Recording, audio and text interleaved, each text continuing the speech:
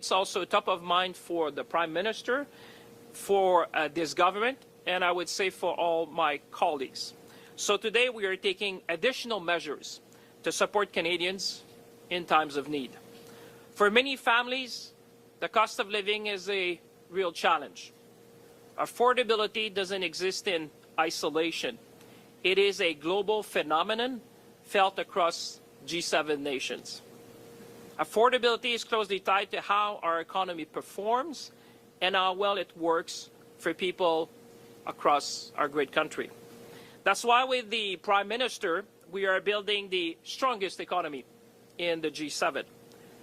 You have heard me say that many times before, but with Budget 2025, we are making generational investments in infrastructure, in housing, in productivity and innovation, because it affects how Canadians live, work, and plan for their future.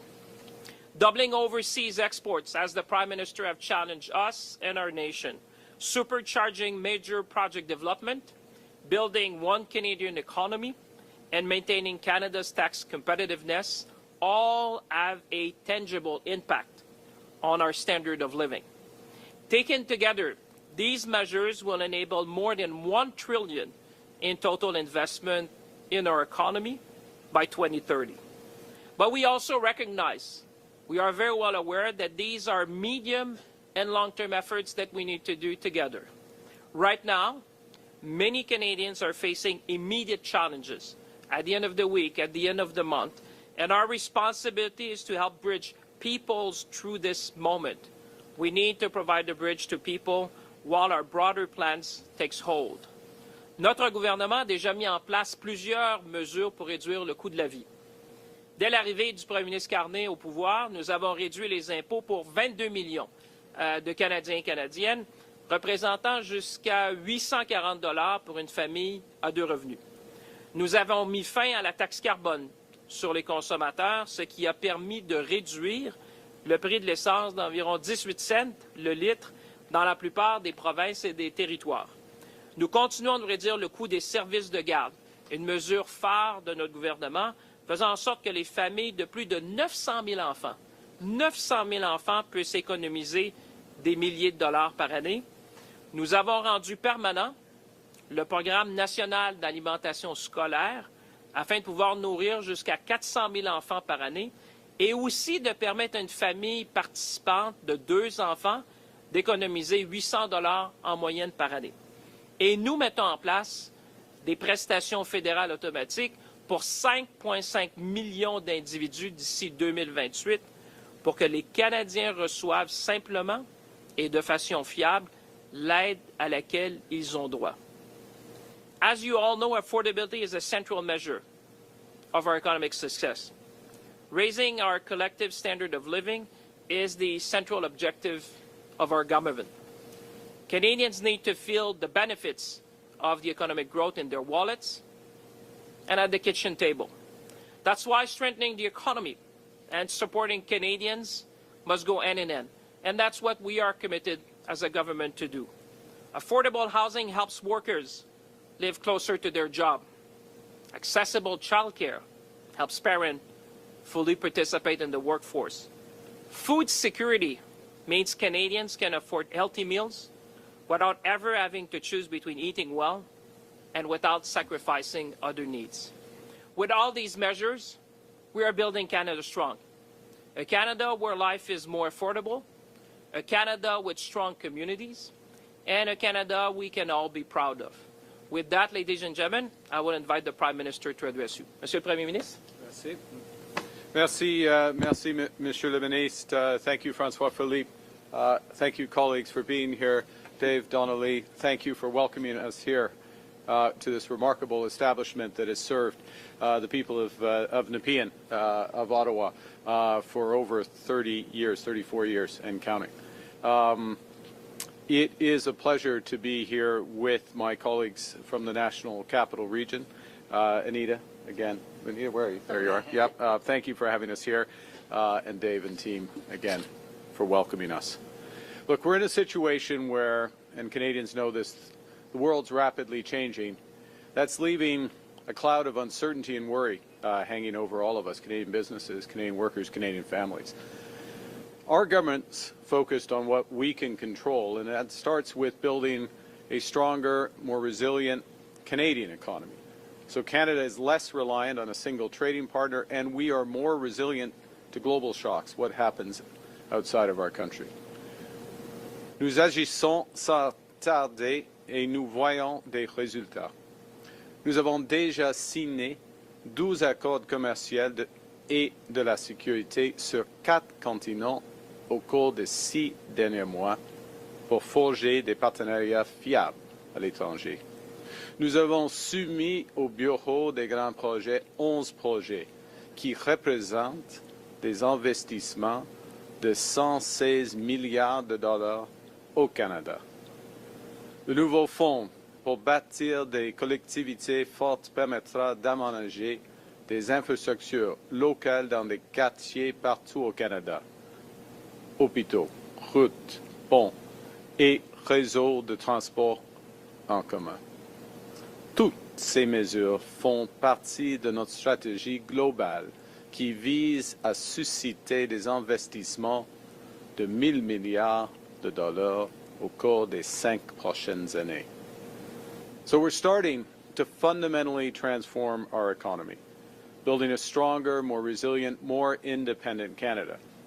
It's already getting results. Dozens of new partnerships abroad, launching Build Canada homes, fast-tracking major nation-building projects.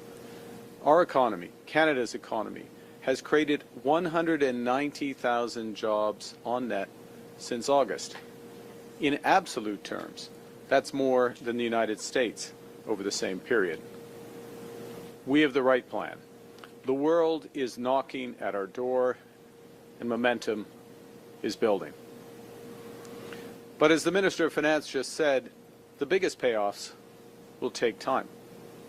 And many Canadians are feeling the pressures right now of everyday expenses.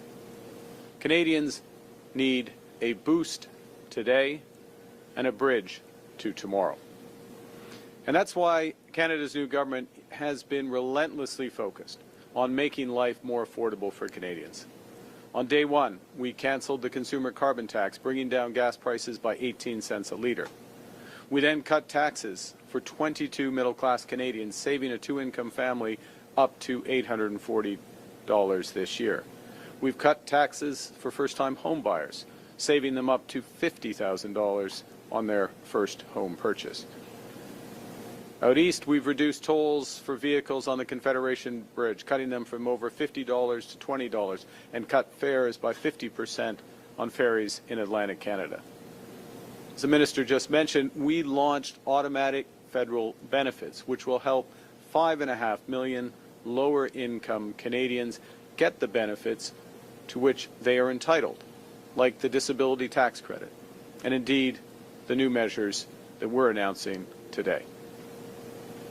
We made the National School Program permanent, feeding 400,000 children healthy meals while saving their parents $800 per year on groceries.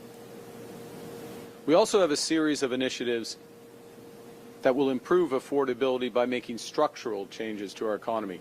That's like building lots of affordable housing through Build Canada homes. And last week's new strategic partnership with China will make available tens of thousands of affordable electric vehicles in Canada.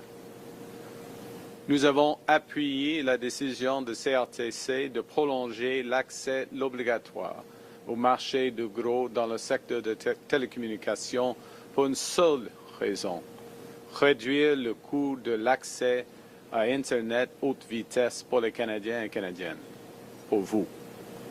Dans le budget 2025, notre gouvernement a protégé les programmes sociaux essentiels qui offrent à chaque Canadien une chance équitable de réussir: les garderies, les soins dentaires et l'assurance médicaments.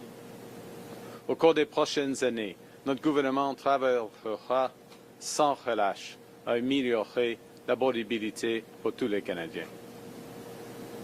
Now, bigger picture, overall inflationary pressures are easing. The consumer price inflation rate is back in the Bank of Canada's target range, and average wages in our country have consistently grown faster than the rate of inflation since this government took office. Fees for childcare across Canada have dropped by around 35% over the last 3 years, thanks to our childcare program. The average cost of cell services has fallen by more than 40% since 2020. That is, if you're able to switch plans. Gas prices have dropped by 14% from where they were a year ago, helped by that elimination of the consumer carbon tax. That's all good news. And with our economic plan kicking into gear, there's more good news on the horizon. But at the same time, for many Canadians, the cost of groceries and everyday essentials has been too high for too long. They need more support now. The pandemic caused inflation to spike worldwide, pushing up those costs of groceries and essentials, including rent. Global supply chain shocks, subsequently shocks caused by tariffs, weather events from our changing climate, and geopolitical disruptions have caused food prices to rise faster than overall inflation. So orange juice is up 12% year on year, ground beef up 19%, coffee and tea up by 24%. Ce problème ne touche pas seulement une minorité de gens très vulnérables. L'an dernier, Banque parlementaire Canada a déclaré que près de 2,2 millions de Canadiens se rendent chaque mois dans une banque alimentaire.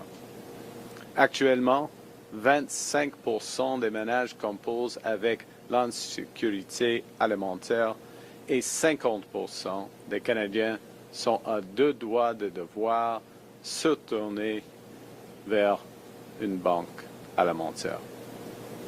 So last week, just a few days ago, in Quebec City, our cabinet convened and we focused on how to make life more affordable for Canadians now, and also how to tackle the root causes of food insecurity in Canada. Those deliberations including a long conversation with Kirsten Beardsley, the CEO of Food Banks Canada, to talk about these critical country is that we look out for each other, that we believe our economy is strongest when it serves every Canadian.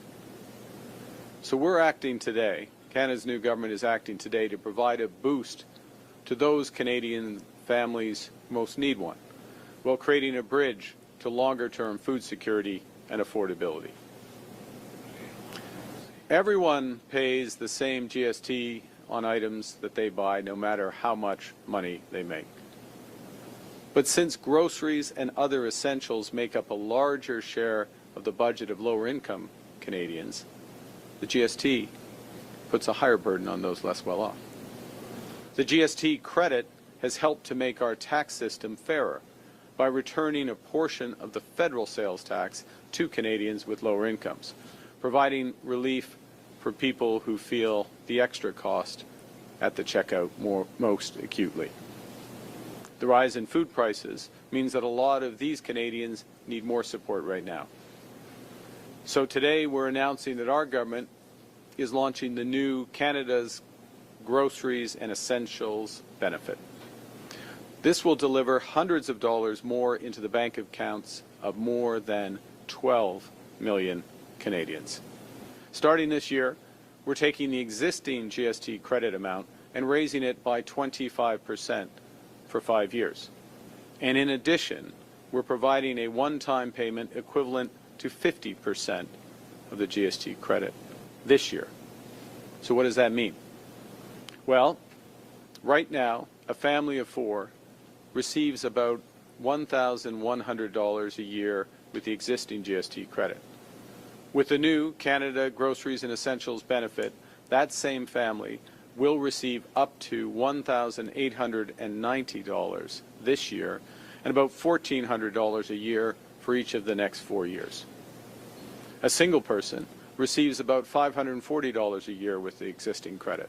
With the new benefit, that person will receive up to $950 this year and about $700 a year for the next 4 years. On average, these payments make up for the higher level of food prices since the pandemic. in parallel. We're working to address the root causes of inflation and working on longer-term solutions to bring down the cost of groceries in Canada. That starts by improving the resilience of our supply chains. Because when issues arise in supply chains, from transportation to process to distribution, costs rise at every step along the way, and these costs end up on grocery bills. Tariffs, for example, are part of that problem. In September, the government launched what we called a new strategic response fund to help sectors across our economy, those impacted by tariffs, to adapt, to diversify, and to grow. And today, we are committing $500 million from this fund to support capital investments to help food businesses expand capacity, increase productivity, and strengthen our food supply for the future. In addition, our regional tariff response initiative will provide $150 million for small and medium-sized enterprises to do similar things. This will mean more resilient supply chains, more greenhouses, more abattoirs that are closer to customers, and most importantly, will help mean lower food prices and better food security for Canadians. Pour réduire le coût de production des aliments, nous instaurons la passation en champs immédiats et accélérer des serres. Les producteurs peuvent donc déduire le coût total de la nouvelle serre sans tarder, ce qui leur permet de disposer de capitaux pour acquérir l'équipement moderne et ainsi accroître la production nationale d'aliments et cultiver davantage d'aliments ici au pays toute l'année. Les agriculteurs peuvent produire plus d'aliments à coût moindre, ce qui fait augmenter l'offre d'aliments canadiens et atténue les pressions sur les prix à l'épicerie pour les familles. To address the root causes of food security, we're developing a new national food security strategy that strengthens domestic food production, improves access to affordable, nutritious food. The strategy will include measures to implement unit label pricing so Canadians can compare easily in this era of shrinkflation. We're also going to provide support for the Competition Bureau in monitoring and enforcing competition in our market across the supply chain. And we will include new measures to strengthen food security in the North, where food insecurity and affordability challenges are felt most intensely. To ease immediate pressures for food banks, we're providing $20 million in a top-up to the local food infrastructure fund. This will help boost community food programs and deliver more nutritious food for families in need. Canadians are generous people. We take care of each other, particularly in times of need. We know we're stronger together. And during this time of global turmoil, Canadians are coming together to build Canada strong, to build a more independent, secure, and prosperous country, a country that works for all. And we know that getting there will be tough at times. We know that progress won't always move in a straight line. So we know that in times like these, we don't just have to look out for ourselves, we have to take care of each other. And that starts with everyone being able to put good food on the table. That's why the government's working relentlessly to make life more affordable for everyone. That's why we're stepping up today to help people who need it the most. Because we can't control what other countries do, but we can control how we support each other during tough times. We can control what we build so that these times will be better in the future. We choose to build Canada strong for all Canadians. Thank you very much. Merci, and I look forward to your questions.